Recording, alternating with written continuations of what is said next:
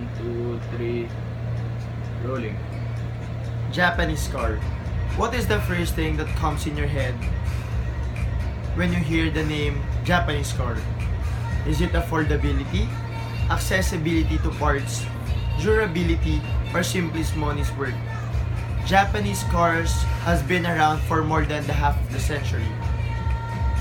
For sure, we have heard the names such as Mitsubishi, Toyota, Suzuki, Nissan, Honda, Subaru, and not to mention Kawasaki, who is known in the world of moto of big bikes. But why is it when we hear these names, a sense of comfort, ability, and security gives us a peace of mind? Is it because we are from Asia? Or is it because while we are growing up, those cars were part of our childhood? Like the 1978 four-door Isuzu Gemini of my lolo, or the 1992 Nissan Sentra Series 2 of my lola, whom she drives back and forth to her office back then at East Avenue Medical Center, where she works as the director. Let me share you a journey and experiences with Japanese car.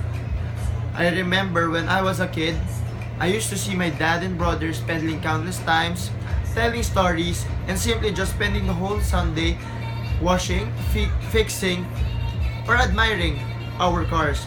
I don't understand them at first. My brother calls it toys for the big boys. My dad refers to it as a collection. For me, it was simply just a car. As year passed by, Dad's collection seems to get lesser. Not because it's been sold, but because it's not running anymore. Wear and tear comes in and parts is hard to find, especially if your cars are Opel. We used to have Record, Manta, Torana, Gemini, those European cars. Now, this is where affordability and accessibility to parts plays a major role. As I grow up, I began to understand those little things like spending countless times in the garage, sharing stories about cars and lot more. But the most important things I learned as this affordability. Japanese car is way cheaper than its counterpart. And it gives you savings and value for money. This is about price of every spare parts, accessibility to parts. Having Japanese car or driving one may give you much more sense peace of mind. Why? Because in case you experience avoidance circumstances like mechanical breakdown, you know for yourself that parts will be available. Even if you're in the province or remote areas, I'd like to add durability and ingenuity. With durability, nowadays, Japanese can match up top car makers.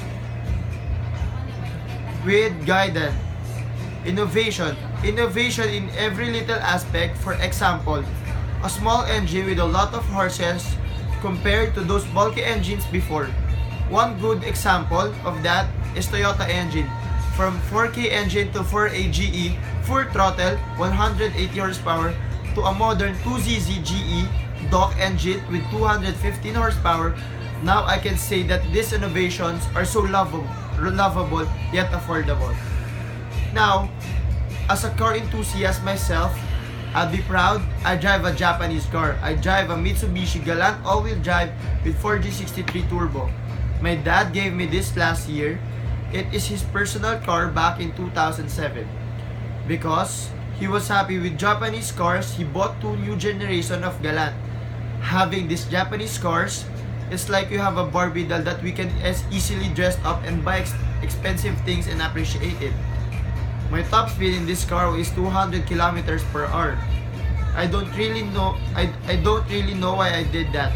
I know to myself that just one mistake it will cause a big accident and can cause of my death.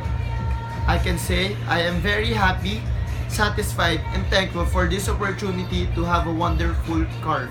So if I were you, choose the car that you want as long as it is Japanese, because Japanese rocks, because Japanese.